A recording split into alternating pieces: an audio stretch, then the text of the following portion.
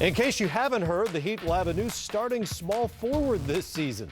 Luol Deng arrives as a two-time All-Star himself, and of course he's joined in Miami by Josh McRoberts and Danny Granger. And they were all joined by Kristen Ledlow on Miami Media Day. Coach, you mentioned that it took less than 10 minutes to get over that news that LeBron James was gone. So what's the biggest challenge for you with this roster this season? Well, it's a new team, and the last 4 years we've had a team that had mostly the core intact, and you can build from there. And your playoff experiences, we have to start from pretty much from scratch.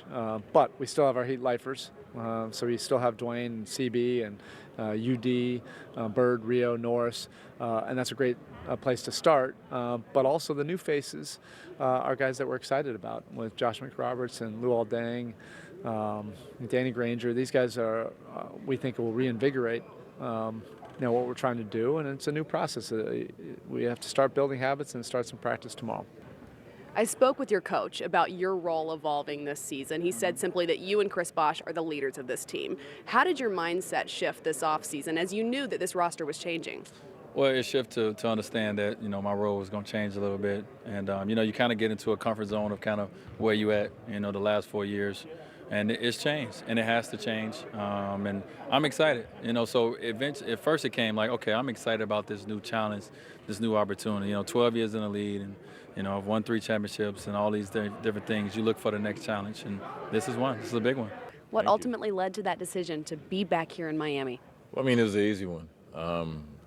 For me, it was all about just being happy, family, and really just staying where I've grown roots. And, I think the decision for me was pretty obvious. I still felt that we could be a contender, that we could be a very good team, and that we could build a good team. And, I was really excited to step up to the challenge. I know everybody always talks about Houston and everything, which they have a very good team. And I think, with the addition of me, it would have been, a championship contender. But, I had 4 years of that hype, and this is more of a grassroots operation. We're starting from the bottom up, and we're still trying to be a championship contender. It's not just going to happen from day one. I think eventually, at some time during the season, we can be in that conversation, but we're going to have to work to get there. Define success for this Heat team this season. I don't know yet. I think for us is, we want to go out and put a championship effort out there every night, and to see what kind of team we can become, and don't limit ourselves mentally, with how great we can be. So I don't know what success is going to be yet for this team, but I'll tell you at the end of the year if we reach it or not. Success for Dwayne Wade might be defined at least in part by his ability to stay on the floor. He missed more than a third of the season last year. He's never played a full season in the NBA. And now, without you-know-who in this lineup, as he said, his role changes here. How important is it for Wade as the leader of this team, as the lifer, the Heat lifer that Eric Spoelstra talked about, to be on the floor most nights for Miami? Well, it's important, and obviously he's struggled with injuries as of late, and I know a thing about that, and I also know that you can figure it out as you get older and become sort of more dependent or reliable for your teammates. But they need him to be out there on the floor, and I'm as interested as anybody in terms of what exactly he's going to bring to the table. He does look like he's in better shape in that little clip that we just saw. Last year I thought he was a little heavy at times because of the knee, and he couldn't work out. And that became a huge problem, particularly in the postseason against San Antonio. But they need Wade out there.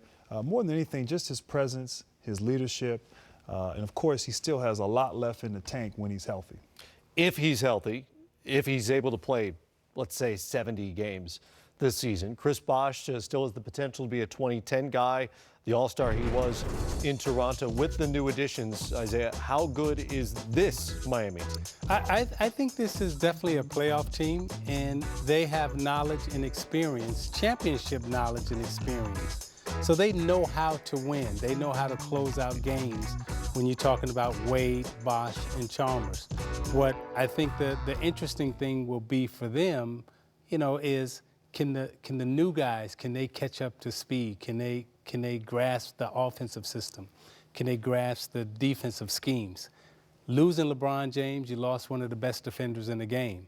But you also gain one of the best defenders in the game in terms of Deng. So I don't expect Miami to drop off that much, but I do expect there to be a drop. Yeah, Luol Deng, one of the better two-way players in the entire NBA.